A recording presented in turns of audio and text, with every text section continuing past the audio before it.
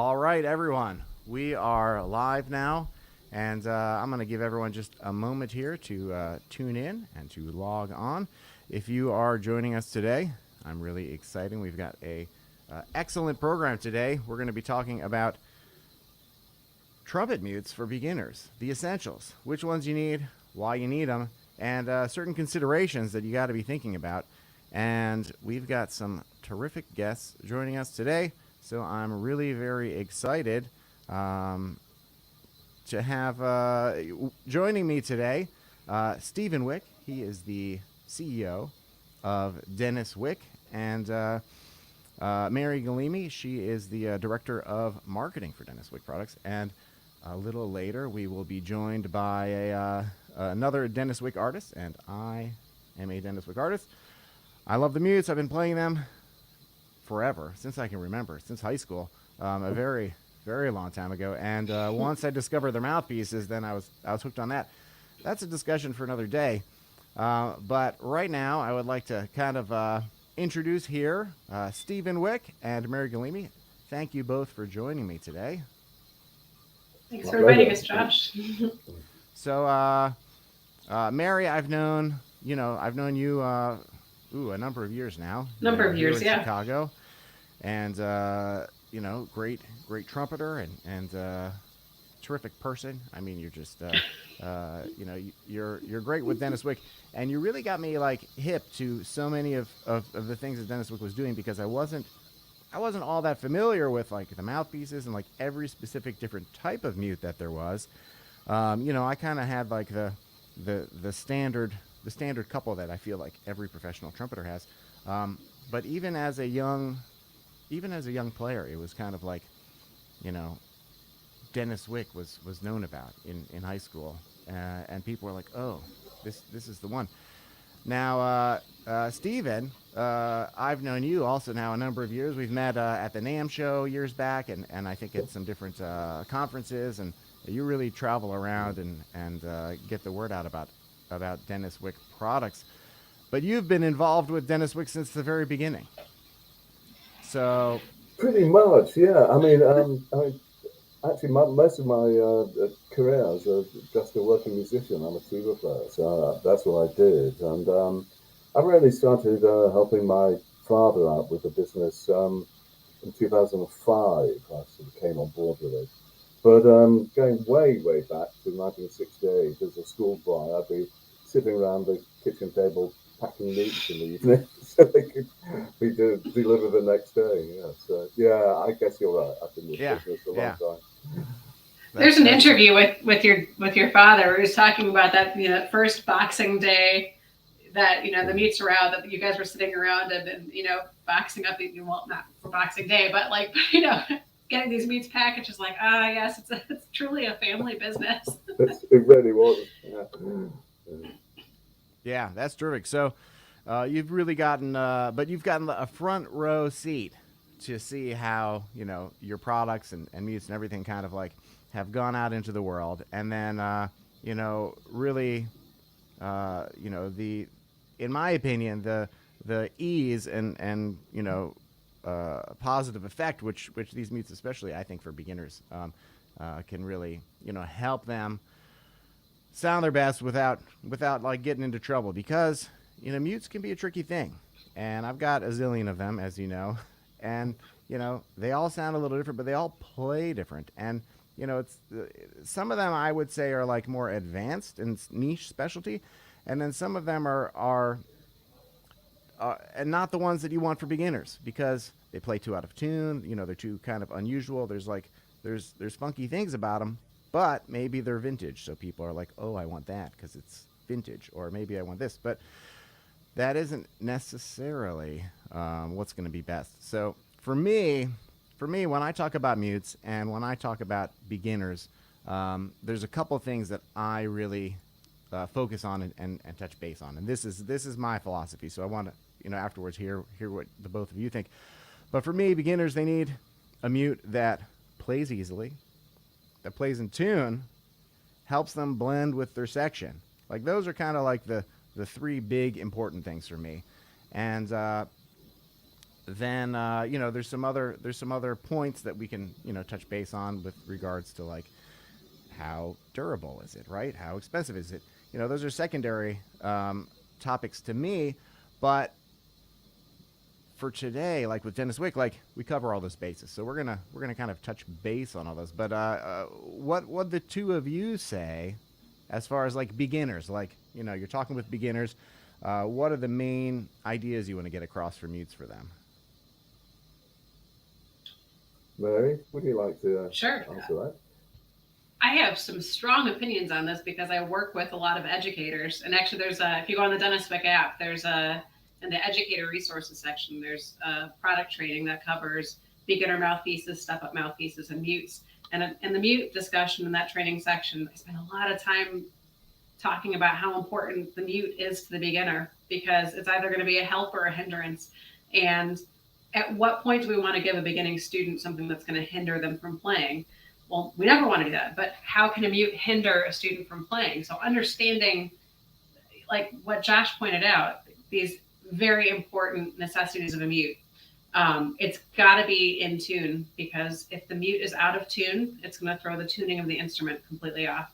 And we know this as trumpet players, you throw a mute and you got to adjust the tuning. But some mutes, you have to pull the tuning slide way out, or, make some massive adjustment, and we shouldn't be doing that. If the tuning of the instrument is thrown off, every single entrance that student is going to make is going to be that much more insecure. And when you think of beginners, part of being a beginner, your entrances are insecure. So again, that mute, do we want to make the entrances more insecure because of that mute, or do we want that mute to, assist them in what they're already doing well? And so really the tuning, the sound of the mute is the other big thing. Is it making the students sound better, or is it making the student sound worse? And that whole idea of blending with the section, we're trying to create great sound in the section. So if the mute is making the students sound better, they're going to want to play it. They're going to be more confident playing it. They're going to get their entrances better. If the mute sounds good, it generally means that it's tuned well also. So with Denis Wick mutes, our mutes are they're well known for really good tuning, good construction, great sound, and very durable also, which I think it's the only thing, Josh, that you didn't mention. But for a beginner player, for parents and educators, I think it's important to those groups that is a durable mute, because parents only want to buy that mute once.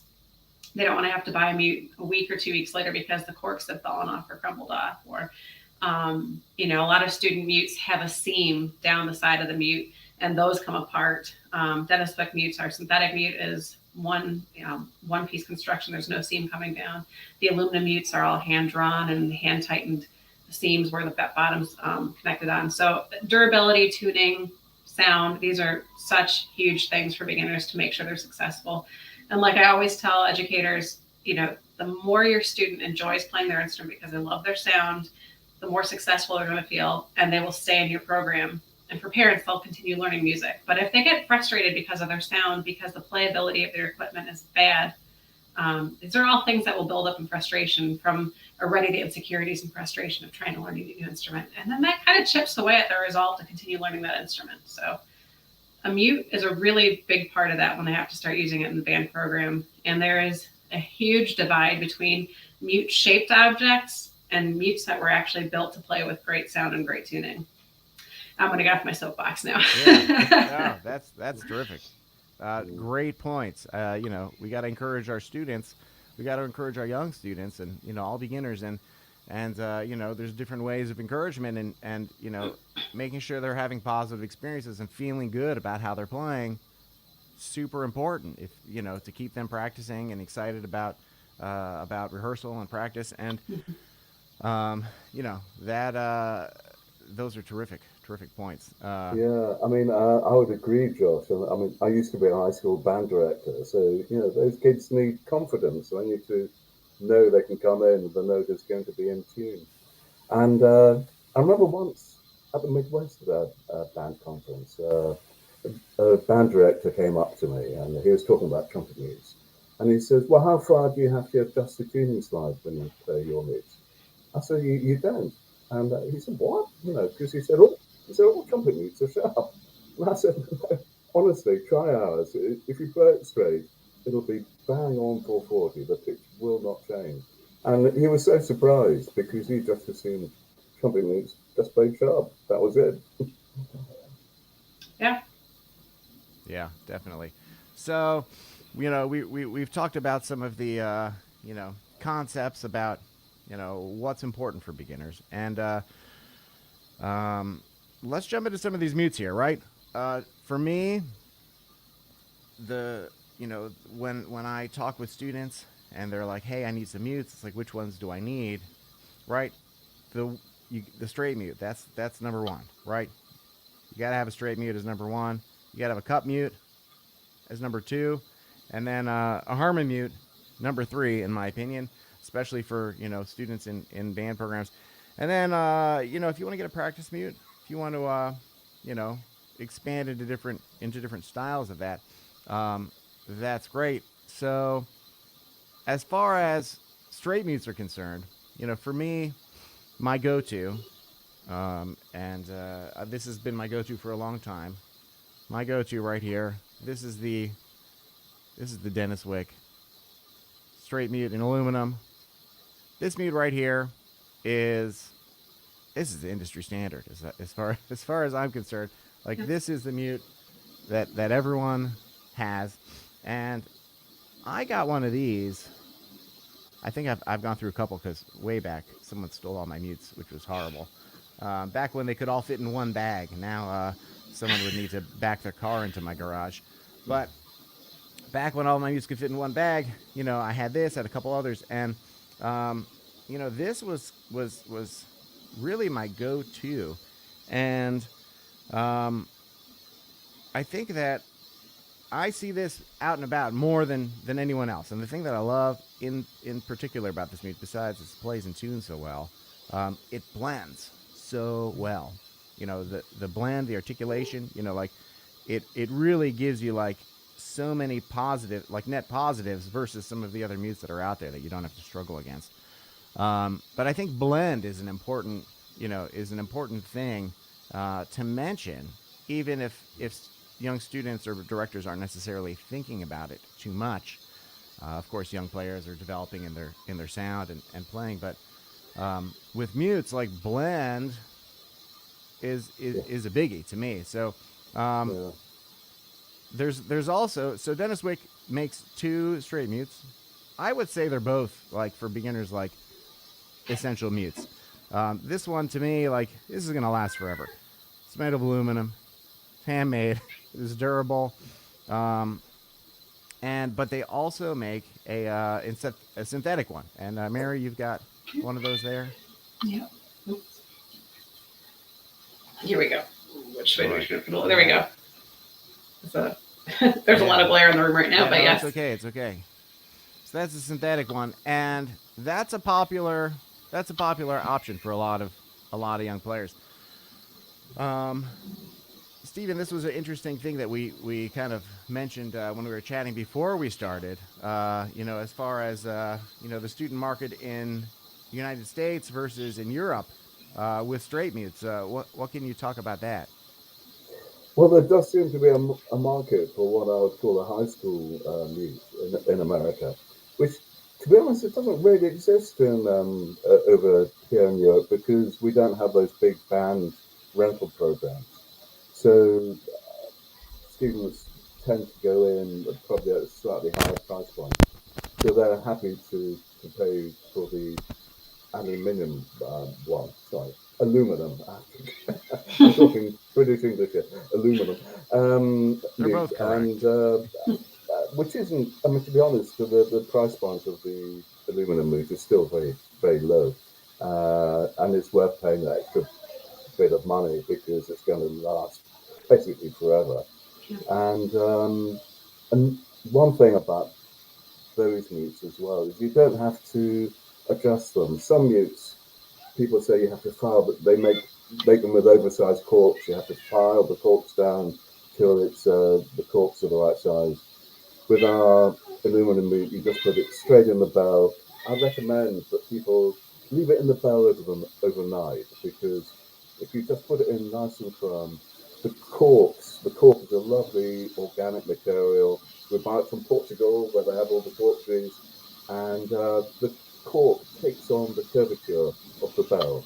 So just leave it in overnight; it'll fit perfectly and play beautifully in tune. So That's that would great. be my recommendation. And you mentioned blend. I think it might be worth Yeah. mentioning. Again, this is with my high school band director hat on. You don't want a section of 5 or 6 trumpets, one with a metal mute, one with a cardboard mute, one with a plastic mute, because it's going to be 5 or 6 different sounds, different sets of tuning. If you can, equip your entire section with the same mute, and that way you're going to get a blend. Well, taking that a step further, one of the unique things to Denis Wick aluminum mutes is that Denis Wick's created them for the whole brass section. So, a trombone mute can be used in a variety of, it can be used in a flugelhorn, it can be used in a baritone, it can, you can get away, depending on the bell size. Actually, baritone probably not. Stephen, you would probably be able to say this better, but there you can use a trombone mute for a variety of low brass instruments, and you can kind of get around using a trumpet mute in a variety of things as well. However, Denis Wick has created a aluminum mute for every specific instrument. So there's no, well, I can get away using this other instrument mute for my instrument. Now there's a mute that's specifically been made for your bell size, for how your instrument is constructed, which means it's going to be tuned for your instrument. So from a band director's point of view, or if you're a student listening and you have a competitive band, having your whole brass section using the same brand of mute on mutes that were specifically made for each instrument in your brass section makes a huge difference in the quality of music you're going to produce and the level at which you'll be being judged at. So it's really to your benefit to be able to get your brass section set up that way if you can. That's a biggie for blend. Certainly, you get everyone on the same mute, and that's important for it's a concept. It's important for band directors to think about. They may not necessarily want to tell all the students, hey, go buy this, go buy that. Some schools I've been to and I've played at, the band director actually had a set of mutes that the school owned, that they passed out to the students when they needed them, and then they sign them out, and then they return them. That's a great approach, and I think something that more directors really should think about it, as opposed to like a hodgepodge of mutes. I think I mean it's they probably don't even realize. They probably just, every time it gets to that muted section of the music, they think, oh, what's it going so out of tune? But they don't realize that there's a reason it's out of tune. It's because everyone's got different mutes.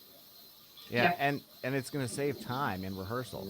It's going to save time in rehearsal. I mean, it's kind of a no-brainer if you really kind of like dig deep into it.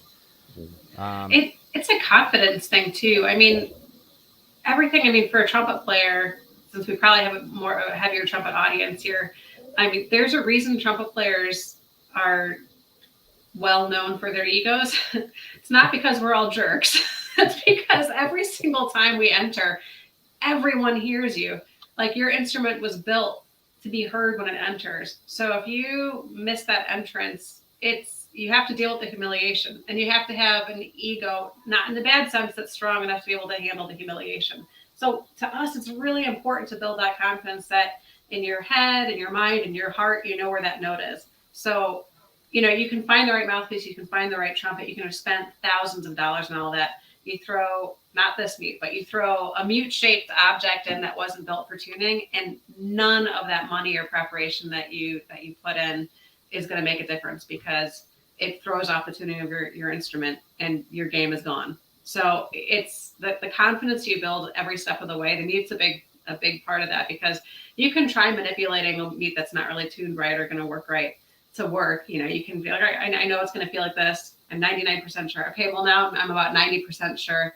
As you chip away at your confidence, I think it bleeds over to other things too. You start second guessing everything else. So, I mean, every element you put into your playing has to help you and not hinder you. It's got to build your confidence, not tear it away. It's got to make you feel more secure, not less secure. So really, the mute does not get scrutinized enough when you like your choice in mutes. And I think all of us here today are here to say, scrutinize your mute choice. It really is making a big difference. Yeah. And even as a beginner. yes, yeah, and I'm gonna just add here. If you've got any questions or comments, put them in the chat. We'll address them. We got a comment here. Blending the band with the same mutes. Excellent idea. Love the show. I'm learning. Terrific. Yeah, these are things people don't always think about, and it's something we got to think about. We have got a guest with us here right now. Another fantastic trumpeter joining us. Here we go. Yay! Ah, Buddy! Dr. Buddy Well, Deshler. hello. What is Hey, going on? buddy. The doctor has entered. I forgot. It's a new appendage. Denis Very new. Wick, artist, joining us, and we're talking mutes. We haven't gotten past straight mutes yet, but we talked about tuning. We talked about blend. We talked about a lot of different considerations that you're going to have for beginners with mutes. What's your go-to when you're talking to beginner trumpet players and you're having the mute talk? The mute talk. Well, first of all, can you hear me okay? Yeah, we hear you great. Okay, perfect. Also, it's so great to see everybody. It has been a doozy and a half of a year, as I'm sure everyone is experiencing. I like that you called it, like, when you're talking with your students, like the mute talk, because it's like, okay, we got to sit down, we got to talk birds and bees about mutes. Gotta have, like the mute talk. But it's great that, like, you're addressing this thing, because when we're required to use a mute in music, it's written like this. It's like this small, and it might be like st dot mute or like consort, and it's just something that people ignore a lot of the time, I think. It's like when, like, there's a musical expression, it's like espressivo, and it's like, what does that mean? It's like, I don't know, I didn't look it up, so you just ignore it. But the music is designed with that timbre in mind. So a lot of the mute talk that I've been having lately is, I want to go into two different categories. One of them you probably already have brought up at like the beginning of it. What mute really should we just like definitely have in our arsenal, ready to go? If you have a pencil at rehearsal, you have a metronome when you practice, and it's like, we need a straight, a cup, and a harmony mute, and that'll last us a long time. And then we can specialize and accessorize later on, but like having those three. So the first talk is, let's just get our standard thing. It's like, have valve oil, have these three mutes. That way, when you are in a rehearsal and a band piece comes up or an orchestra piece comes up, you will have what you need. And you don't have to be like that trumpet player that's like, whoop, can you play like into the music stand, while like 90% of people are playing with the actual equipment. And you're... Buddy, I thought that was every trumpet player. Oh, yeah, 90% do that, 10% don't do that. Sorry, I got the numbers mixed up. So yeah, that's the first thing is kind of like, can we just have these three ready to go? Because we have our entire lives to practice, and we have our entire lives to acquire more mutes and more, so if we can just have like those three. So that seems like pretty basic. But the next thing that I've been talking about with the mute talk, and I've been doing it a lot this year, and I sent this link to my students, so whether they can watch it now or later, they're going to be like, oh, here it is again, is what actually the mute, I think, is designed to do and what we don't do right away. It's kind of like when we learn trumpet fingerings, we learn D below the staff is 1 and 3, but when I was teaching trumpet, teach it 1, 3, slide. So that way, like, you immediately like already have what you're going to need to do later, which is use the slide. And when we use a mute for the first time, we're like, oh, my sound has changed and it's stuffy and like it's softer. And people, and maybe teachers and ensemble directors, want trumpets to be muted so that way it's softer. And while it does tend to soften the sound, it's more meant to change the timbre of the sound. So a lot of the time when we put the mute in, it's stuffy. We have even more compression. And then we just like, that's why like the pitch goes up a lot, right? But it's to actually like find the center of your horn in the center of the sound, in the center of the note, with that new, device in there. And then you get, if anything, sometimes a louder sound, because it's so buzzy, it's so resonant. And that's what like the color changes are. That's why we have all these different kinds of mutes, is for the different colors, not like this one is stuffy, this one's super stuffy, this one's moderately stuffy, this one is kind of stuffy but very sharp, right? So no, it's about changing the actual like resonance and timbre of the horn. So my soapbox is actually like not just playing a mute and assuming that the sound is going to be muffled, but like getting a mute and like trying to find like that super buzzy, resonant, flowy part. Like, because we can flow with mutes. We can flow with mutes and we can, you know, project with mutes and things like that. And that kind of is like a whole even another discussion, you know, for beginners with mutes. Like a lot of time, like this is most beginner trumpet players. The only time that they ever take out their straight mute is when their piece says straight mute. They never practice with the mute at home. They never, you know, do some long tones, some scales. Like they never do that time to find where that resonance is, where, you know, where the sound of the mute really sits, and how to, you know, dial in their articulation. And that's like a whole thing. It's like, you know, you shouldn't expect to be able to, you know, just change something completely and then and then be able to just be an expert at it.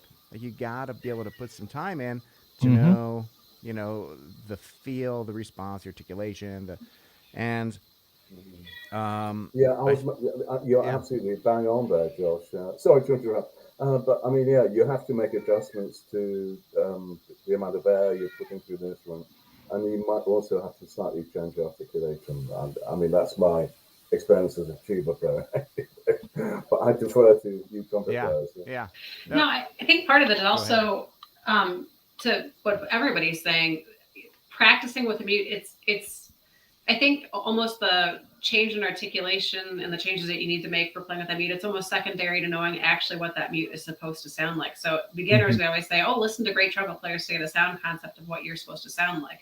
And then we tell them to lead with their ear, you know, think of the sound and then try to play the music because your ear will direct you. And it's the same thing with the mute. Are we encouraging our beginner students? I certainly have not done this. Now I'm thinking I probably should have, but are we encouraging our students to go and listen to solos where that mute is being performed so they even know what that mute is supposed to be sounding like in their instrument? Because then then the articulation a little more intuitively, they'll be able to change how their articulation is going to actually work, how the entrance is actually going to work, because now they know what that sound is supposed to be and they can lead with that sound. Yeah. I love taking just like a simple articulation exercise, maybe something out of Arban or you know, I love the Goldman, you know, I mean, it's like something like that, just where you can really, you know, A-B it. Like you play it with the open horn and then you put the mute in and then you play it. And like, all right, we're going to go back and forth until we can really discover like where it's at. And then, you know, then you're set up for success. And it's different for every mute. It's different for the aluminum versus the fiber, but it's also different from, you know, the straight mute to the cup mute to, you know, the Harman type mute. But we talked about the straight mutes. We didn't talk about the cup mutes here, and I'm gonna just jump in here with the cup mutes now. Most people don't know this. Most people have no idea that Denis Wick actually has two different cup mutes, and I feel like you know, this is the one. I mean, this is the one that everyone has. This is. I love this mute. I've had this for so long. I was gonna say it looks like it's seen some years. I had it. I've got another one which is even more wrecked somewhere, and like you know, I'll take it apart. I'll put it in my bag when I travel, and you know, the TSA and the baggage handlers just, you know, ripping wheels off bags, and I'll get my mute out, and like this will be like dented or whatever. I just kind of push it back in place. I'm like, man, this is like a tank, and I travel with this. This is the only mute that I always travel with because it's so versatile, you know. And I actually use this as a practice mute when I'm on the road, like in hotels. I just put the cup real tight. I'll put like maybe a Crown Royal bag over the top or a T-shirt or something, right?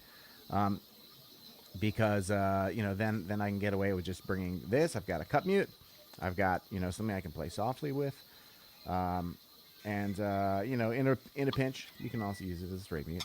But it's like, this is the mute. And when you were talking about blending, everyone's got this mute, and this is adjustable, right?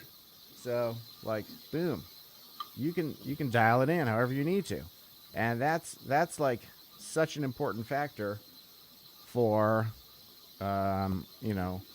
ensemble work. If everyone doesn't have the same mute, this is gonna help you bridge that gap. I mean, Yeah. ideally, like we said, we want everyone to have the same brand. The same model is really going to sound the best. But something that is adjustable, that you can really kind of dial in, is really terrific in my opinion. So, when Stephen, I'm actually curious. So we've got both of these. What was the timeline for both of these? I mean, this has been around for a very, very long time. When was this one introduced? That came after the synthetic straight mute. And again, it was aimed at a high school market, a good quality, well-priced mute for that market. And it's cheaper to produce, but it's not adjustable. So that was Yeah. the reasoning behind it. But yeah, I do love the fact that you love that ability of the mute to adjust, because that was very much in our minds when we started making it. And you could be playing in a roaring big band, and you want a nice sort of open cut sound, which is very loud, and you just move it a little bit away from the bell, and it opens up. Or if you're playing like a really intimate, jazz club, and you want a nice kind of smoky sound, just bring it a little bit close. Or as you said, if you want to bring it right up to the bell, it almost sounds like a bucket mute, and it makes it very soft indeed, so you can use it for hotel practice or whatever. Yeah, so it's very versatile. Oh yeah, absolutely. And and the sound of both of those mutes is terrific. But that's great. Like, so, that's a consideration though for a lot of students, is the affordability, right? Yeah, sure. It's the price, especially if you're a young student. Maybe you're not, your parents aren't like too sold on like how into it you are, and then suddenly your teacher's like, "Oh, I need you to buy all these accessories," and you're like, "Well, hold on a minute, like, what am I going to do with these if they don't stick with it?" Yeah. And also, I mean, again, with my high school band director hat on, if you've got to equip 10 trumpets with a cup mute, that process is important. You want to Yeah. keep the cost down. Yeah, yeah, and The price something. point. Oh, go ahead, Josh. Oh no, go ahead, go ahead. I was gonna say the price point and the durability. Like for us in the United States market, your average beginner player is starting anywhere from 4th grade to 7th grade. So what is that? Between 14 years old and 10 years old, 11 years old, somewhere in there. Um, and remembering back to my 10 to 14-year-old self, I wasn't great at keeping track of things. So that they're not going to lose it, that it's not going to get damaged by the algebra books or geometry books or whatever in their backpacks and getting between the band room and home every single day. It's easily replaceable. But there are just certain things about other brands mutes that consistently fall apart. And I don't know. I think beginner players and like Dr. Deschler and Mr. Josh Rozepka on this call, they're both touring musicians. You and beginners have this in common. Those mutes are traveling a lot, Josh, as you said. There's a lot of things that Denis Wick has done to keep that mute intact, no matter what we put it through. But I'm curious for you guys, what are some things on other mutes that you have, maybe outside of the Denis Wick line, but that deteriorate quickly? Cork. Corks, big time, big time. And like I have in my office, and this has also been like on Instagram and Denis Wick Instagram and stuff, just like the rows and lines of mutes, which is still like 1/8 of the collection of Josh, but I just have it in there, and it's like surrounding almost 360 in my office, and of trumpets and of mutes, and I let my students borrow them if like they need them for particular things, and then I just sign them out and everything. And every single time they're like, "Oh, I need a cup mute," and I'm like, "Oh, I have all these different cup mutes, or I have like multiple brands of or multiple ones of the same one. But then when I'm at my last Dennis Wick adjustable cup, I'm like, I don't know if I can give this to you because like, I'm like, I need this, and if something were to happen, like, I trust you, but like, this is precious cargo. And I love that, like, the Dennis Wick adjustable cup particularly has become and has been like the Starbucks of cup mutes. It's just like everyone, it's everywhere. If you see someone with it, you're like, that makes sense. And then especially, and then like if you ever see anybody like that doesn't have that cup mute, like maybe either first or at all, it's kind of like, what are you drinking? What coffee Yeah. is that? Like, I'm very confused. But Instant with coffee. straight mutes, instant coffee, right? But with straight mutes, like in particular, like there's so many different like art artisanal brands of them, and there's so many like nuanced particular things. Um, but yeah, with the Dennis Wick adjustable cup, because of the fact that it is adjustable, you can create so many different colors in timbres, and I love it for solo stuff. I really like the idea of like using it to match other cup mutes that you mentioned, Josh, because of that. Yeah. But I also just love it in solo settings, like especially if like a student's doing the Artunian and like they have like that muted section, and it's like, well, exactly what kind of like dark mellow sound do you want to get? Like, you've got options here. There's not just one shade of blue. There's like 13 different shades of blue that you can use here. But yeah, as far as like what wears away, I would say definitely corks, because I have like some nice mutes that I can't use because I still need to either find the cork or it's like a very specific type of cork that is used. I gotta find it. I still gotta glue it on. It still has to dry. Um, and then I think with particular straight mutes in particular, they just seem to like thin out. Like the older they get, like the lighter they are, and it just seems like the metal kind of like wears away or like thins, or just like it doesn't like actually decompose, but it just feels like lifeless after a while. Yeah. And Yeah. well, and Oh, sorry, Josh. Go ahead. Yeah. oh, I was just gonna say, especially also with some of the older like straight mutes that are fiber mutes, or wooden fiber combo, like if you've got a Shastock or some of these, or even like Hinsenberg, these other brands. It's like a lot of people, they've had them for a really long time, um, and they're like, oh, I don't, this one's cool, but like those mutes, the way that they're assembled, they're glued together, and the way that they're put together, over time, the glue wears down. It breaks down the humidity. It changes things. And if you take the mute and you kind of blow into the end of it, you're going to hear air going leaking out of it. And if your mute isn't sealed, if it's not sealed properly, it's not going to resonate. It's not going to play well. It's not going to be even. And that's an issue with a lot of like kind of hand me down. Oh, here's an old mute. Like I have so many vintage mutes, and a lot of them, like they don't play unless you take the time to fix them. You got to kind of restore them a little bit, and that I find. And then also it's just like some of the pieces, like especially some of these older mutes are glued together, like the cup mute. A lot of people have the Hinsenberg cup mute. The cup will get loose, and it just doesn't play the way you need to. And particularly then for high school students, if you're starting to get serious, it's like you got a B flat trumpet, you got a C trumpet, like that starts introducing different bell flares and different needs. And especially once you're talking about a cup mute, you need to be able to adjust it to be able to fit different bells. We've got a question here, Nando. A friend of mine, a friend of all mute manufacturers and enthusiasts. He has an incredible collection. He has a Denis Wick bucket mute, which is great.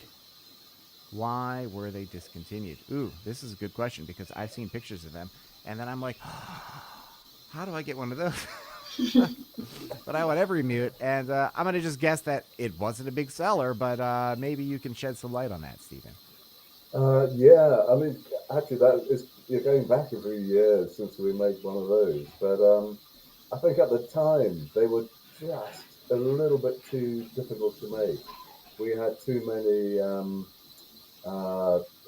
failures, within the factory, and obviously we didn't put out want to put out anything which wasn't perfect, and it was just a tricky thing to make. So that's why they got discontinued.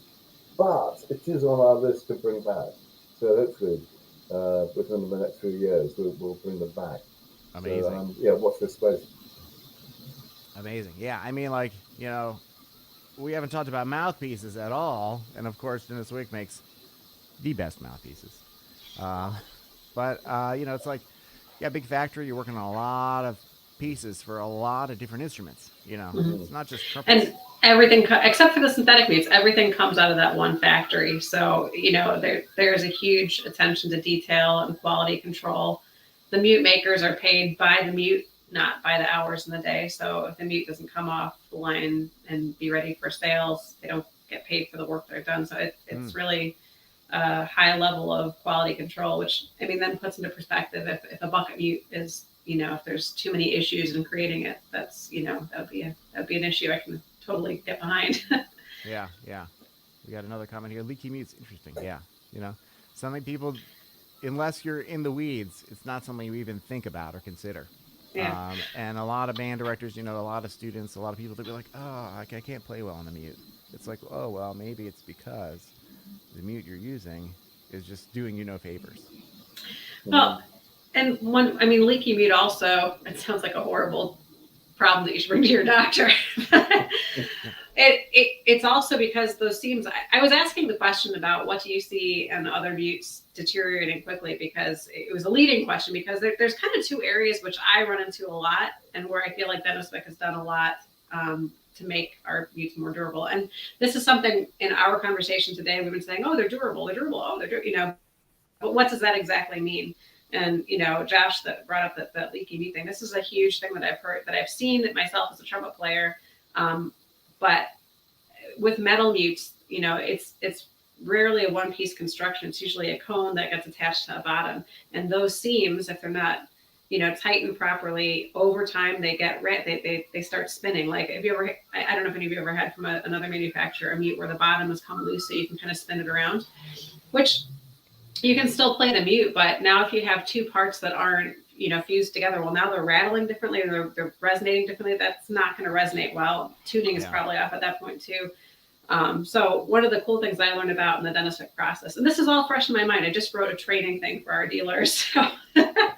So join with me as I geek out here a little bit. But one of the things that I thought that I think is really amazing is not only is that mute hand-drawn metal, but it's hand-tightened seams. And that hand tightening, I think, really makes a huge difference, because we have, I just pulled our artist group about who has the oldest mute, and I wanted pictures. We're going to start posting some of those. But some of those mutes that our artist group is using are like 30, 40 years old, and they're not leaky. These seams have been hand tightened. They're durable. The cork, it's all natural from Portugal, as Stephen mentioned. It doesn't wear away. And another thing is we use a really high quality epoxy to keep that, or glue. I'm not exactly sure what the compound is, but keeps those corks in place. But this was another cool point. One of my favorite parts of the training to point out is that the cork itself is shaped to the mute. So the base of the cork is carved a little bit so it sits flush to the mute. And a lot of other manufacturers, they'll just get like a square sheet and stick the mute on there. So you've got a flat piece of cork trying to stick to a curved surface. So from the moment that cork goes down, it's trying to pry up. So there's a lot of little details like that Denis Wick has done to make sure we don't get leaky mute syndrome, that our corks don't deteriorate. Even down to the synthetic mute, it's high durable or high quality impact resistant material that I challenge the beginner or touring musician to try to destroy. And it's one seam construction. A lot of the student mutes you see have a seam coming down the side of the mute. So you're not going to have seams pulling away. You're not going to have glue deteriorating, the durability, tuning, how long this mute is going to last. When we say these are durable, it's because there's a lot of details that go into this mute. And just even like Stephen can probably describe the hand drawing, the metal being hand drawn, the process that I can. Yeah, I mean, it's you were talking about the durability, buddy, and Mary mentioned about the resonance. I think one of the reasons that our mutes are both durable and very resonant is the way we make them. which is then made by hand. And the processes we use produce a very light but very resonant mute. So there are three processes which actually help harden the metal. First of, first of all is the hand working. The aluminium becomes what we call work hardened.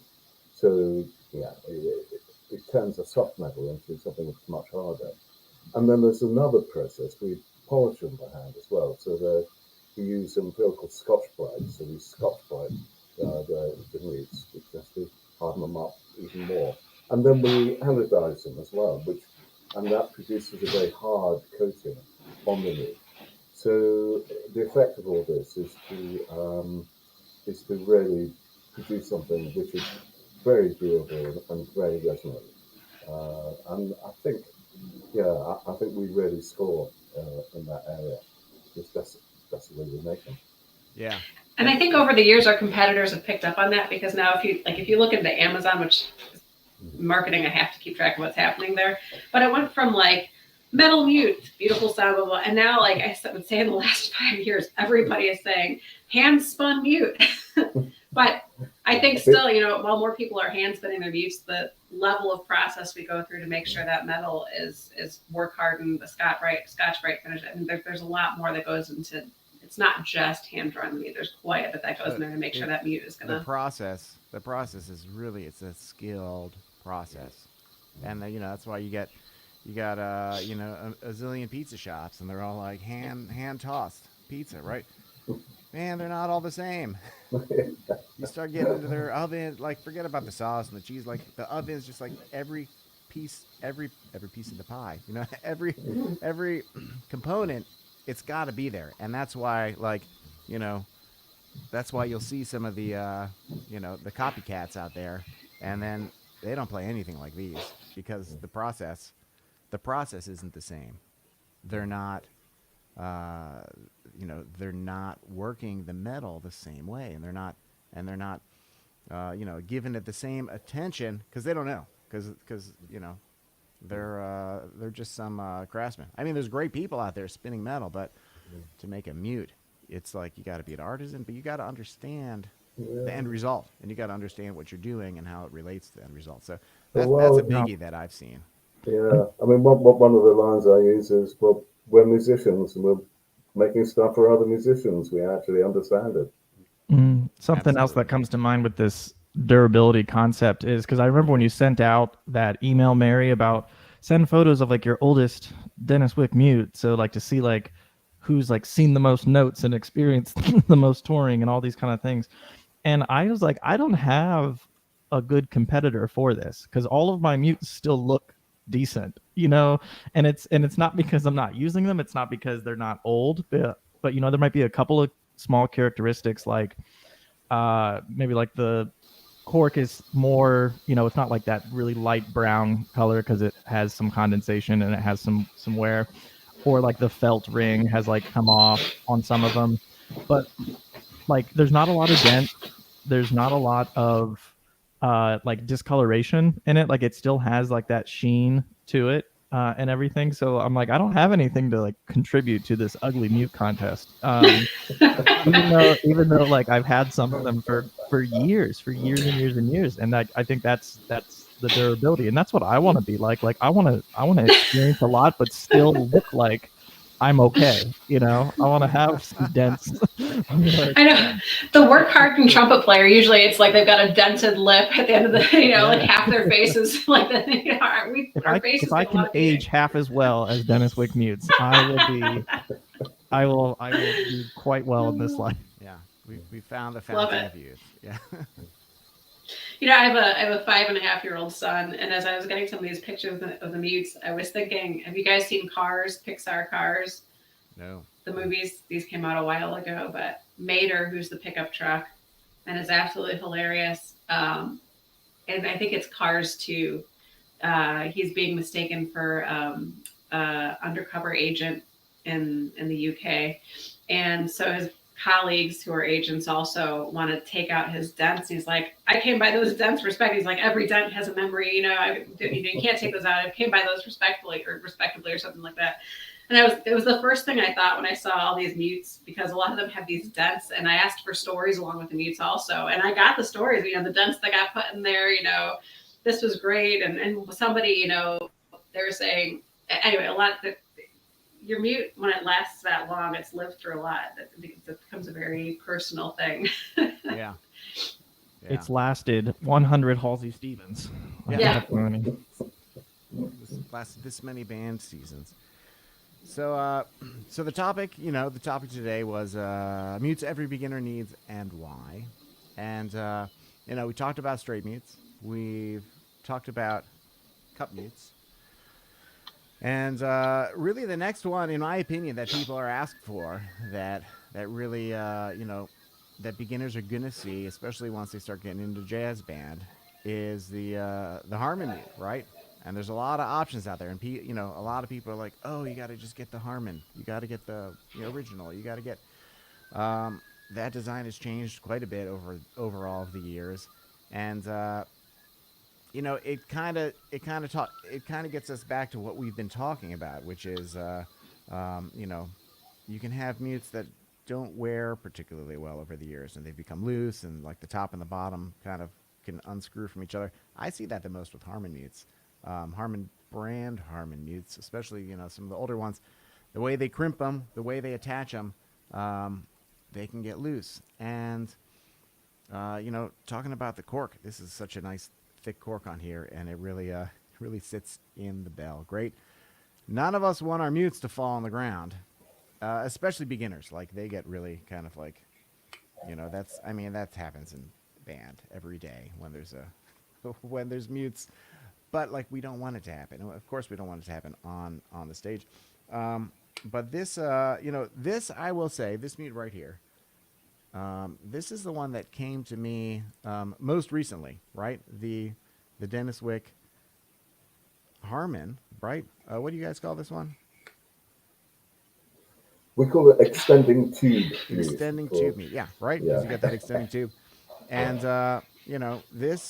it's a great mute. It really is. It's a really, really nice and terrific mute. You can see Actually, how thick. Josh, pull that stem out again. Oh, yeah. So notice it's a different color. Yeah. And for trumpet players out there who play a lot of Harmon, how many of you have the stem in section where that stem needs to be in there, and you can't, for whatever reason, you can't hold the bottom of your stem in. It rattles out, right? It falls out. Yeah. The thing I liked about the Denis Wick one is that's a different metal. It's a brass, is it, Yeah. Steven? It's brass. It's brass, yeah. So it grips the aluminum differently, so it won't rattle out on you and fall in mid-performance. Yeah. And it's really, it's real compact. It doesn't actually extend too far out, which is nice. And look at the cork on this, too. It's like, this is some thick cork. Really nice. Yeah, And, I have sorry, go ahead. Yeah. Oh no, I mean it's nice because a lot of the Harmon mutes out there, they don't have all those options, and I really like the fact that it does kind of stay where you want it to stay. It grips it really well. It's very nice. Yeah, I was just gonna say that I have some Harmon mutes that the cork just wears away so quickly, and a lot of other Harmon mutes and extending tube mutes and bubble mutes and all of these other names we have for them, they can become really, really heavy. A lot of them are like really, really heavy, but the Denis Wick extending tube is so lightweight also, but you can also create like the kind of sound and resonance that you want. And kind of coming back to my earlier point about playing a mute and not using it just to be softer, not using it to be stuffier, to have even more compression, but to actually get like a resonant buzz and everything like that. I don't know about you, Josh, and Mary, and the trumpet players, but when you are playing a Harmon mute in particular, can be the hardest mute to actually get a buzz and a resonance, like buzzy timbre on, especially as we ascend into higher registers. Yeah. So like it goes away so quickly when doing that, and when you're using it a lot of the time in jazz ensemble playing and things like that, like if it's a section of Harmon mute, it's rarely going to be like one trumpet on Harmon and no one else is on Harmon. It's going to be like the entire section. you're split across like wide registers. And not only are you going to get different, you know, intervals and different chords and different harmonies and intonation, but also just varying levels of resonance and vibration on these mutes. So I think this is like the perfect kind of setting for maybe like a school ensemble to have all of the same mute, is just like to everybody get the same harmon mute in particular, because you're all like you're dealing with it as like a section. It's one of like the rare settings I think that an entire trumpet section is going to be using a mute at this like that particular like a harmon mute at that time. Maybe in some like Michael Colgrass music or like Joel Puckett, you know, advanced wind ensemble literature. But yeah, like if you have a bunch of different varieties of harmon mutes and different levels of resonance and different registers that you're using in it, it's just like it rarely sounds good. It rarely sounds good, especially like at the end of like a chart or something like that, and it's like this chord at the end and it's meant to be like mysterious and blending for sure.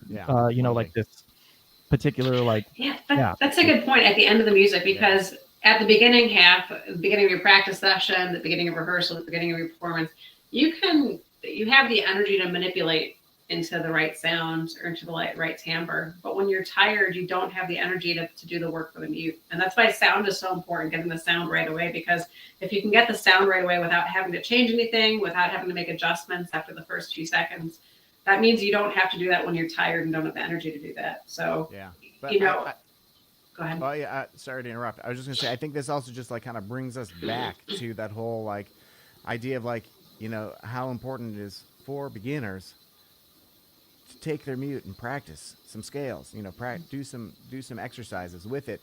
In especially like once you get into the harmon mute, you know, realm where the timbre is so different. You know, it's like you gotta know where it is, because the more time you spend with it, the more you're going to sound great on it, and the more comfortable you're going to be. And like so many players I know, like especially high school players, they're like, oh, I want that copper bubble mute. And it's like, I don't even really like using a copper bubble mute. They're too heavy. It's like it's like weighs the end of my some I'm not going to name any brands, but like there's some copper mutes I have and that I've played that are so heavy that when I do my Mute Monday videos and I play through all of my exercises, like I'm playing it for a while. Like by the end of it, I feel it in my wrists. I'm like, oh, this is like pushing the end of my belt on. I'm having to like support it in a different way. And it's like, I don't want to, like, that's just, it's too much for me. And I feel like a lot of people, if they spent more time with their, you know, with some of their other mutes, they would get the same sound and resonance that they're getting, you know, kind of from some of these bigger, heavier mutes that they're not dialed in with. Like they're just swinging a big bat at something because they're like, I'm going to use a lot of weight. I'm going to use a lot in order to achieve this one particular sound. Whereas they haven't played centered notes on anything in the other equipment that they have, and that's why it's not projecting the way they want. That's why they don't have the articulation that they want. They're not getting the resonance that they want. So I feel like there's a couple ways to approach that, and you know, a lot of people are going to say, "Hey, no, but I need that big bubble mute," and it's like, well, I'm not really actually certain that you do. I love the idea of this concept of building familiarity, like building familiarity with like the sound of it, because a lot of the time if we're playing and it's just like and we're just used to that being the sound of a mute, then like we'll just chase that sound all the time. And it's with mutes, it's with anything. So like I love doing like this Alan Vizzuti long tone exercise from his method book, his technical studies book. And I love doing it with like in my studio's trumpet warm up, because it's what you do is you arpeggiate chords. So you'll do like C long tone, then move to E, back to C, then C, E, G, E, C. But he writes it out and illustrates it where you're covering all these different chord varieties. So you'll do dominant 7, you'll do minor 7s, you'll do major 7s, you'll do dominant 7 flat 5, you know, and you do all these different things. And what I have my students do is you arpeggiate it, and then on the last chord you can play any note in that chord that we just did. So if we're doing a C dominant 7, will arpeggiate C, E, G, B flat, C back down, and then by the time you get to the last note, play either C, E, G, B flat, or C. And what that does is then we're just working on chord tuning and harmonics, but then we'll do it on, our like minor major 7, or we'll do it to like a ninth.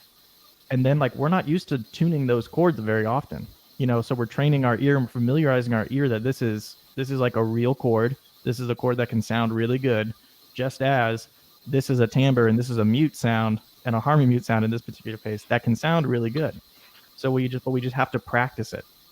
You've played all of those notes before, but if like you haven't actually tuned that chord before, like know like the relationship of where that note needs to be in a chord, then we're only getting half the benefit.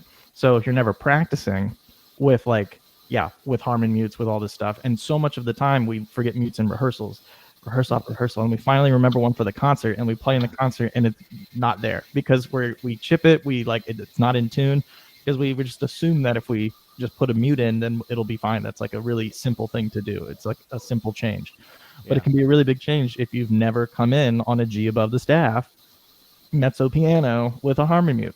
So, and you're trying to just slot that right there. Well, not many people out there have played through a, even pros. Not many pros have played through a Charlier etude with a harmony mute. They'd be like, why would I do that, right? Or just music that wasn't written for the mutes. But that's something I love. That's something that like I'll get into because that's really the only way to master them. People think of it as like a little accessory, like sunglasses or something. It's like, no. Like, it's a tool. You gotta really put time in if you want to sound good and you want to feel prepared with it. So, yeah, it's all about I think we compartmentalize our sound. This is my sound. I use this trumpet. I use this mouthpiece. This is the sound I want for this type of playing. This is the sound I want for this playing. But mutes, it's over in a compartment over here. And I would say for trumpet players, that much like mutes, trumpet players approach range the same way. Range is a compartment of physicality and coordination.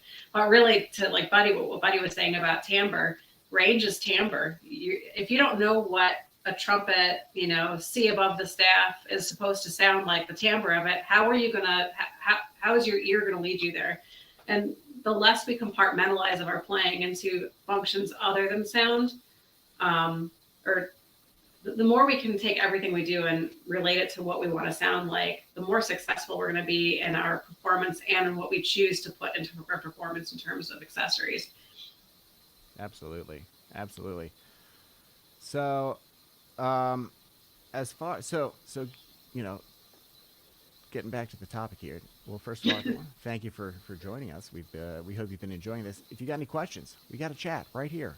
Put it in the chat. We're going to talk about it. That's why we're here. If you want to hear anything, I'm happy to demonstrate as well. I've got, nearly all of these Denis Wick mutes here, and I feel like there's another mute that we can talk about as far as beginners are concerned. And I'm going to put beginners as like a pretty broad umbrella. Okay, this isn't just first year, 4th grade, 5th year, 6th grade. Like if you're in middle school, you're a beginner. If you're in high school, you're a beginner. Like you're an advanced beginner. But like, I know a lot of, for myself, it's like, I was still figuring it out in my master's degree. Like you're like, amen. Like, we're always a beginner. Like we're always getting better. We're always practicing. But like, until you're really in the professional world, like we're still learning. We're still working on things. And whereas I think a lot of this is really kind of geared toward, these primary, grade school and high school students. It can go beyond that, but another mute that we haven't touched base yet with is the practice mute. And this is one that a lot of parents, this is the mute they want to get their kids. They're like, oh, I'm going to get a mute so that they don't bother me with their with their practicing, because we all know you got to put the time in with a brass instrument every single day, otherwise you are in big trouble. And that can be really a bit of a challenge for every student. That can be a real challenge because not everyone has got a space in their house where they're not going to bother people, and even more now than ever before, people are working from home. They're working remotely. It's like you got to be able to practice and get the time in, and also be aware of your neighbors or your family members. So we haven't really talked about the practice mute, but let's check this one out. All right. Many of you are probably familiar with this, or you've seen it. It's aluminum. It's anodized, right? And we got a nice cork on the top. Look how thick that cork is. I mean, really, it's like, this is a thick cork, and cork isn't cheap. And then we've got a little hole here on the side. This is where the air escapes, because this is sealed up on the end. So this is capturing the sound, and really softening a lot. So Mary, I know you love this mute, right? I do. It's got a lot of uses. I'm going to actually pass it over to Stephen in a second, but I was going to point out, I forgot what I was going to point out, but Stephen and his father, this is what I learned from them, but that mute was originally not necessarily this is what I was going to point out. It wasn't originally created to be silent practice. And anybody who says a practice mute is silent practice, it's not really silent. It's just, as Josh showed us, the cork on the top is sealed that mute off. So it's taking so much of the edge and the resonance off your sound that it's if you look at all of the mutes on a spectrum, from very warm to very bright, it is the warmest. Imagine it the warmest sounding mute. So you can hear this nice warm atmospheric sound as opposed to a projecting sound. So we're taking the projection. We're not making it silent. We're taking the projection off the sound. But Stephen, you can describe this better than me. But it's actually it's a performance enhancing tool is what Dennis originally kind of created it for, right?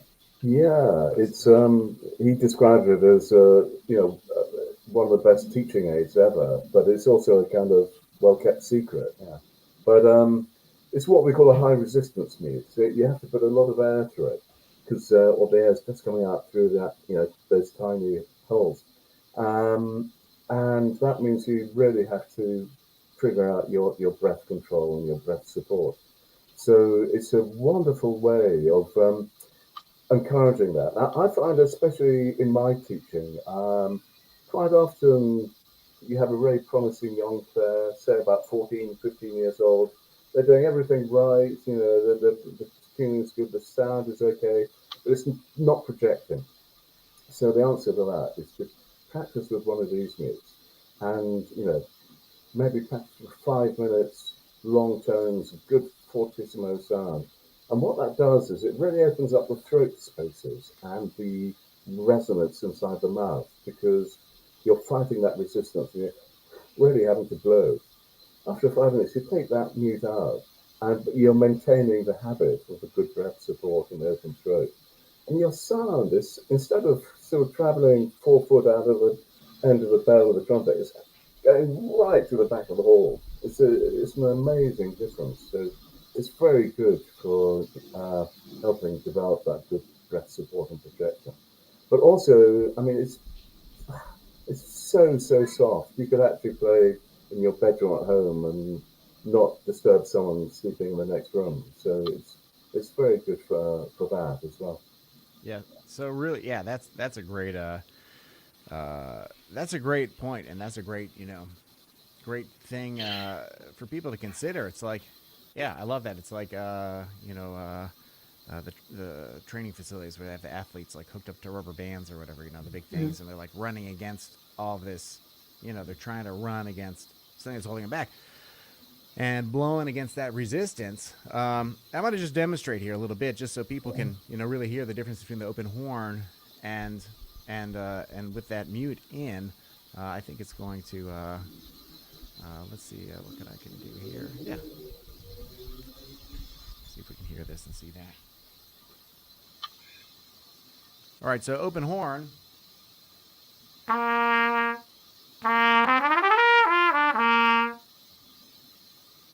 now let's just get this guy in there.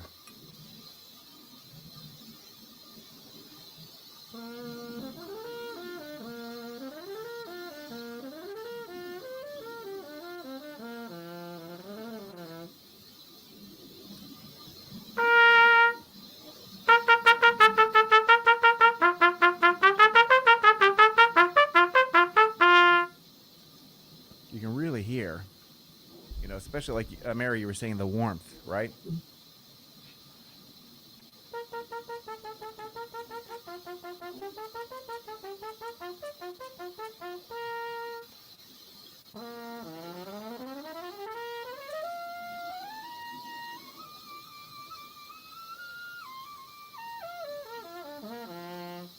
I mean, it works through the whole range of the trumpet.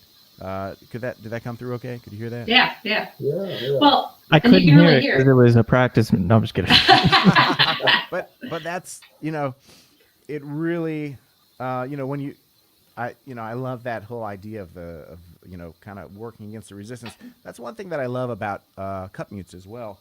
In particular the adjustable cup mute. I love for the same purposes. I love taking it kind of and putting it tight, and using that sometimes like for for some range exercises. So it's because like it gives you something to blow against a little bit, and I feel like it just to me just makes things easier to get around like these huge if I want to practice like way up there. It lets me do that without feeling like I'm like working so hard because I got something to like a little cushion to blow against. So I really like that. And the sound on this, we talked about. I didn't demonstrate. I'm gonna just do a little quick demo between the adjustable and the non-adjustable.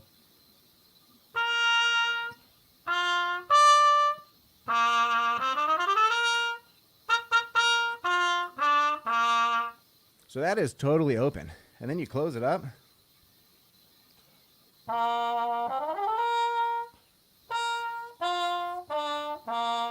I mean, and you've got everywhere in between there, which is fantastic. But then we've got the non-adjustable one, right? Now, this one to me, actually, the corks, they're thick enough that you're gonna want to adjust it for certain instruments, just because you don't have that adjustment capability if you want a tight cup. So like you will have to work with that if you need that tight cup sound. But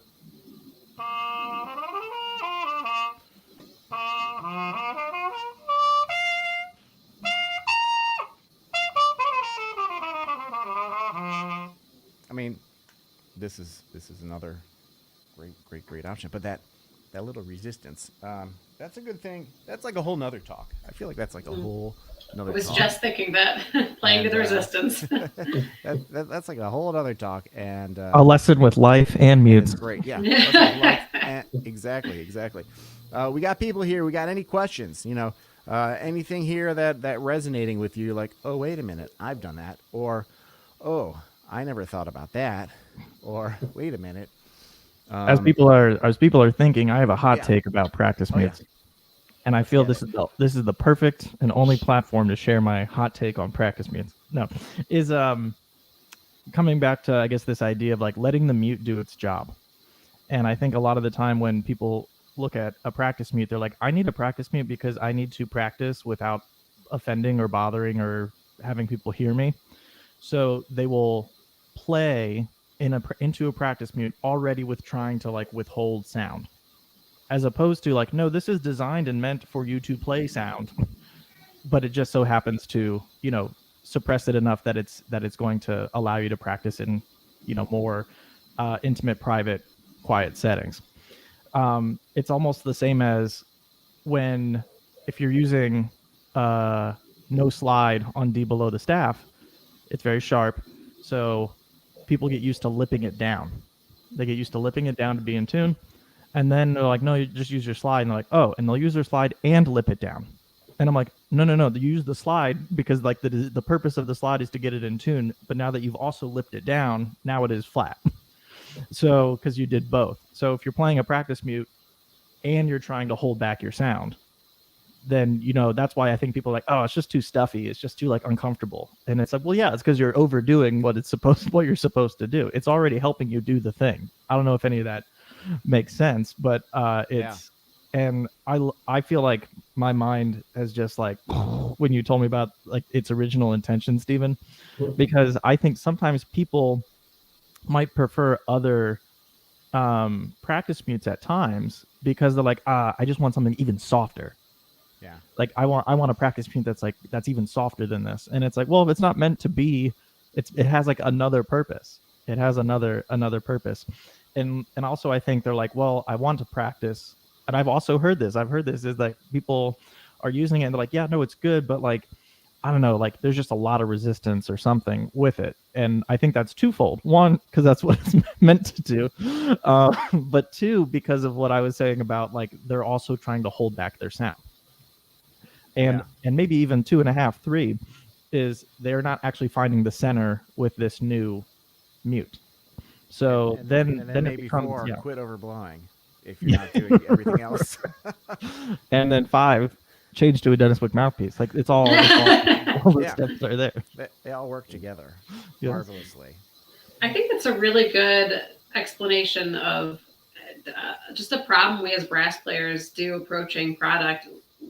We either, ideally, we're looking for accessories to make our lives easier. The new mouthpiece, the mute. Obviously, we can't manipulate our trumpet playing into sounding like a straight mute without a straight mute. So why would you buy a straight mute that maybe everyone in your section right now has bought this new hot pink colored mute. And so you buy it too because everybody else is using it. But now you have to manipulate a lot of things to make it sound that way. Or everybody's buying this one practice mute because it sits flush in your bell and, oh my gosh, it's going to be so much easier for traveling. Well, great if it's doing the job. But if it's not really doing the job and you're having to manipulate something down, it's not a good accessory for you. And I think that's what Buddy's pointed out. Like you could search within yourself as a trumpet player. How many things in your life right now are you making work, or are they working for you? Because I can attest to it. There's things that I like the idea of that I will bring into my trumpet playing, but actually I'm working for it. It's not working for me. And Mary, I think you be a trumpet therapist. That sounds like a great trumpet therapist line. Like, how many things are you changing yourself for? Yeah. It's a simple truth, guys. It's yes, I will make millions off of these two statements. But it that's what trumpet playing is. I think the best trumpet players have figured out how to get the right things that will work for them, as opposed to them working, because at that high level they don't have time, energy, or chops or anything to work for anything else. They need everything to work for them. Yeah, definitely. The name of the game, all you trumpeters out there, like the longer you play, the name of the game is not working harder than you necessarily have to. Like we don't want to do anything that's gonna cause us more effort. And that's a great the better we can really truly and fully like internalize and understand that as young players, the more fun we're going to have playing and the more success we're going to have, certainly. And a big component of that is practice, but we don't want to overlook the gear component of that, because that can definitely make a big thing. And like Buddy, you were saying about lipping or adjusting, that's if you got a mute that's really out of tune, it's like if you're not used to using that D, the slide, and you're lipping it, it's like, well, suddenly you're lipping every note. And if you got to lip one note, like to me, if I have to lip a note to be in tune, it's like 50% more effort. It's like 50% more work, right? Mm-hmm. And it's like, why would I want to do that for a whole phrase? Why would I want to do that for a whole section? That's just like exhausting. It's like playing the gig 1.5 times through. Like it doesn't make any sense. So getting the gear that works for us. But yeah, I also hadn't heard about the whole story of the practice meet and where that came from and originated from, and I love it. And it like that's the kind of thing that people I feel really should know. And it's like, like Mary, you were saying, like people think practice mute as like a singular thing, and there's so many different types. There's so many different brands and whatever. And like for some people, really the only purpose they're buying it is because they literally can't make any noise because they got paper thin walls, and like they're not so concerned with intonation or this or whatever. They just need something that's the quietest that exists because they otherwise they can't play. Whereas there are some mutes that are really perfect for traveling. You know, they fit in your bell, and like they have other compromises, but like they fit in the bell. And you know, I don't think it's good to kind of, you know, put all of them together because that's a more advanced mute talk. And there's a time and place for that, which will be coming up.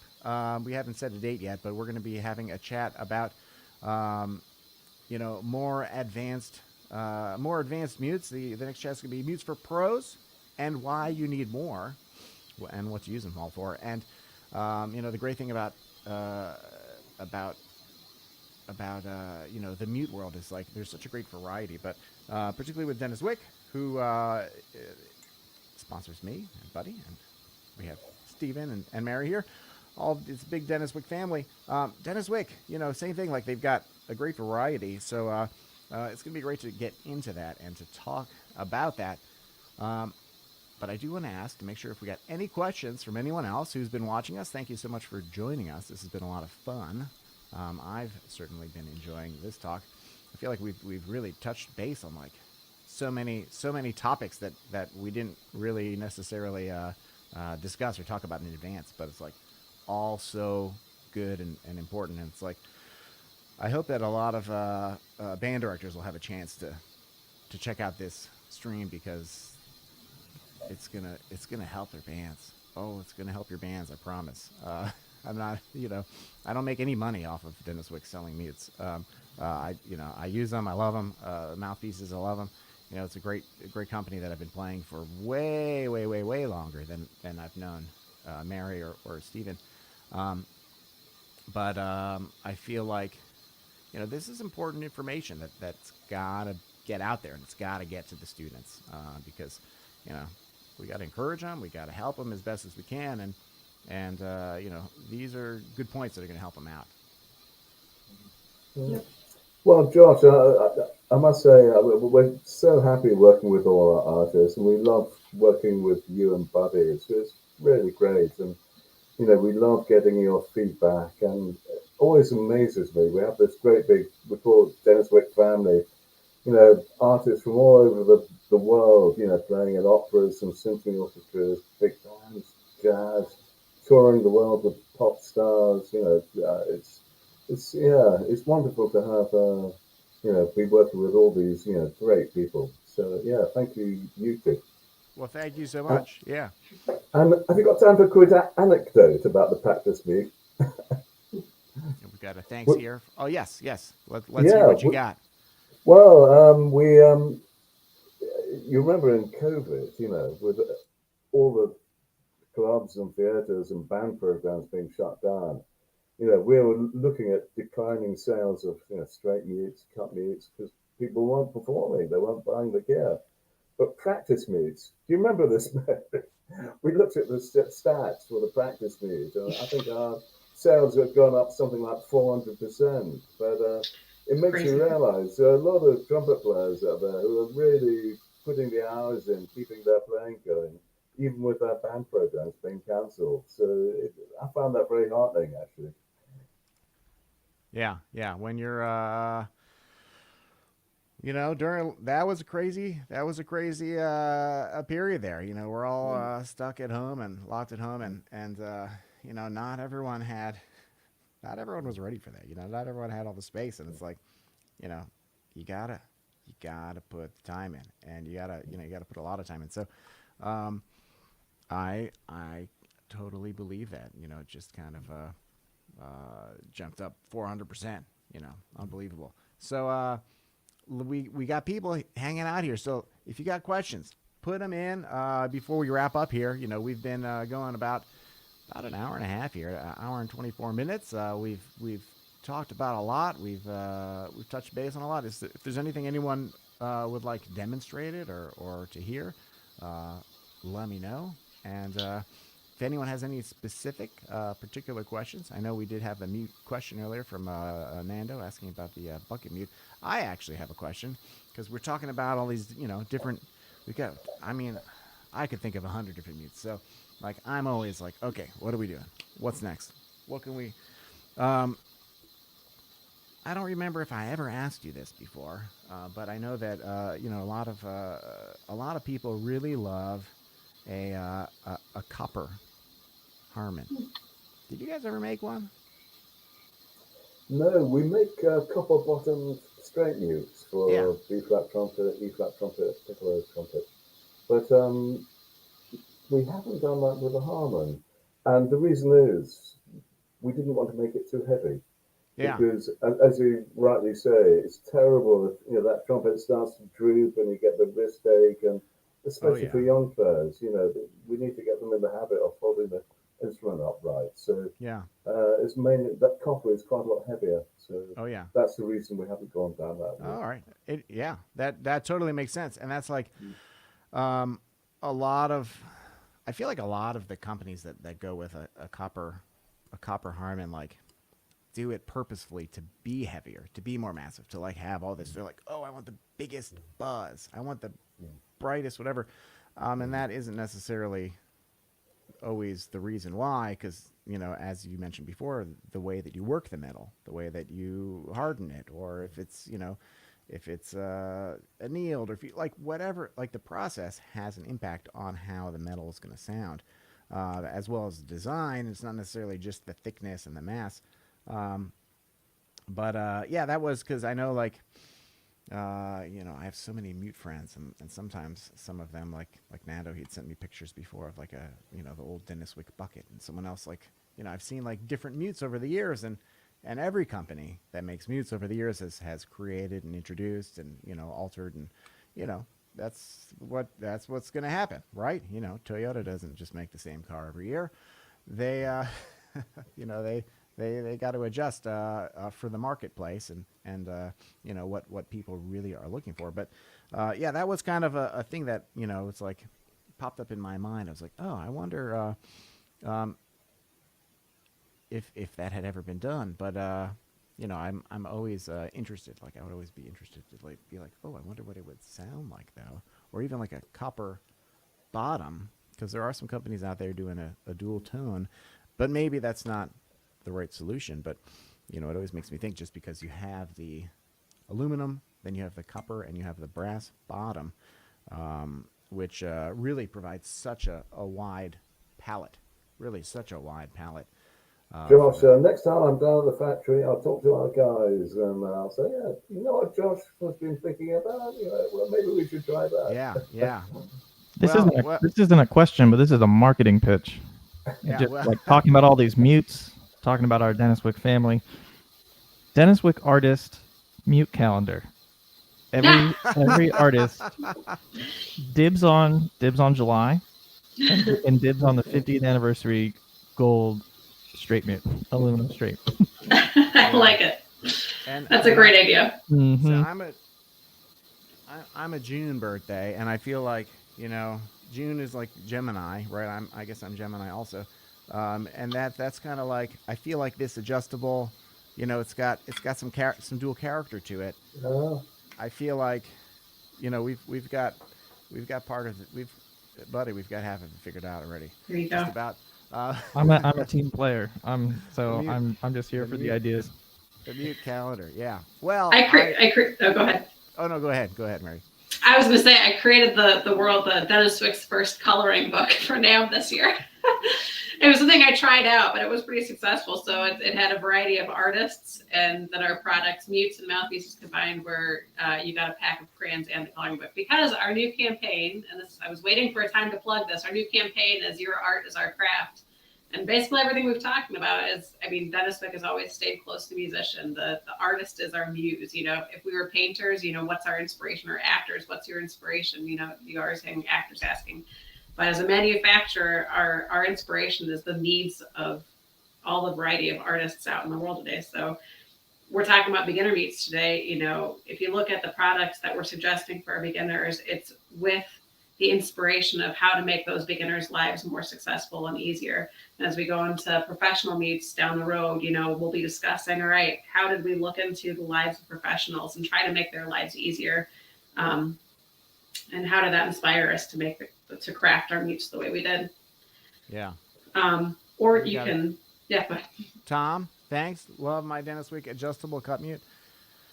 It's like this is my desert island mute. You know, I mean, you know, maybe if I was on a desert island, I would actually ask for like a tuba mute or something that maybe I could float on. But something really. But like if I got my trumpet and I got this and you know enough valve oil to keep the sand at bay. That is that is the mute that that's it, right? And want the coloring book. There you go. All right, I gotta print more, but we'll start. I was going to wait until after this call to demand some of these coloring books, or Yeah. at least like a printable PDF of them where I can color from home. I'll let you guys know. Yeah. Man. It was just something I tried for the NAMM show, but they did. We ran out of all of them. They were very, very well loved. But, Buddy, were you around for the mute personality test quiz? I'll be right back. It was a few years ago. Oh, he's got okay. Yeah. It was a few years ago. We had, and the funny thing is that you know when you think about mutes, they kind of do have personality. So you know you keep on bringing up the adjustable cut mute. It was like 5 years ago or something. I created a personality quiz, like a buzz. What were those? BuzzFeed quizzes, you know, where you answer questions and it tells you what your personality is or whatever. But it told you what mute you were. So like the straight mute was like kind of the flashy, and Buddy was a straight mute. The adjustable cut mute was, you know, you're very, you can change a bunch of different ways. You know, you can help lots of people out. I remember what does it read on extending tube mute? What was the personality trait? It says your unique sound causes all to stop and listen to you. You are first call for the special job that only you can fill. Your thoughts project and resonate to those around you because unlike many others who are just like you, your voice is steady and does not falter in any situation. You perform masterfully in both structured and unstructured settings. So get a good night's sleep tonight because you are in high demand. And that's the Denis Wick extending tube mute. But they really do have personalities, and that's something that can help your performance out also. What mute are you? Yes. I remember getting a bunch of those for my students, and yes, and then I had them all take the quiz, and then they got them sent, and then I sent you a photo of everybody. Yeah. And we might have to bring that one back. That was a fun one. I still have the quiz. It's not active, right? I don't know if it's active anymore, but. Well, we got the quiz, we got the calendar, we got the coloring book, we got crayons apparently. Crayons. So we're all right. I'll get more coloring books printed. We're ready to go. And we chatted a little earlier before we started. Stephen, I think the conversation now just reinforces even more that I need to come and visit. I gotta come visit the factory and hang and just And I'll be Josh's carry-on. Yeah, Buddy will be my carry-on, and it's just like mute central, right? Just and mouth. Man, we need to get to. We have to chat mouthpieces another time, but really that would be so exciting just to kind of see and talk and play and that's where the calendar photo shoot is. It's at Stevens. Yes. No, it'd be great to get you guys out, but don't come out next Saturday because we've got kind of busy day. Our king is getting crowned, so the whole country is going to come to a stop. But it'd be lovely to get you out to the factory so you can see us making the meats that you like so much. I'm just envisioning like a picture, like someone like in a ball pit, but instead of it being those little plastic balls, it's just straight mutes, just hundreds of straight mutes, and they're kind of just. That's probably like too destructive, but that would be a fantastic. And then I would be there and be like, Josh, we have to go, and you're like, 5 more minutes. That would be fantastic. Just swimming in mutes. It's just And Mary, that's your genius with Photoshop. I think we'll have to Photoshop Josh into a ball pit of mutes. Or just save all that scrap metal. We'll make a big pit of scrap metal, get everybody tetanus shots, and then have at it. I feel like we could do it. Well, we've got thanks to all. It's informative fun. Yes, thank you for joining us. Thanks for joining. I think we've done it. I think we went there. We talked about everything. I demonstrated a little bit, and of course, everyone who's watching, you know where to find me. You know how to find me, and for everyone else, buddy, where can people find you? Probably at Taco Bell, maybe. No, I'm just I'm Buddy Deschler on Facebook, B Deschler Music on Instagram, or david.deschler@furman.edu. Mm-hmm. Terrific. And